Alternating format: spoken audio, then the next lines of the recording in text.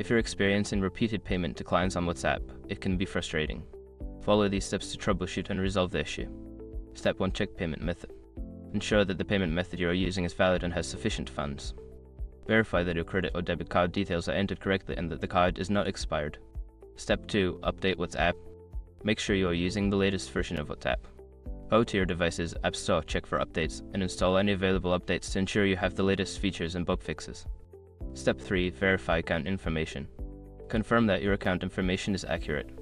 Check your phone number and payment details in the app settings to ensure everything is correct and matches your payment provider's records. Step 4. Contact your bank. If your payment method is valid but still being declined, contact your bank or card issuer. There may be restrictions on your account or issues that need to be resolved on their end.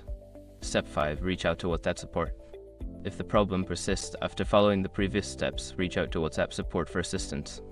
Provide them with details about the issue and they can help troubleshoot further. By following these steps, you should be able to resolve repeated payment declines on WhatsApp. If problems continue, don't hesitate to seek further assistance.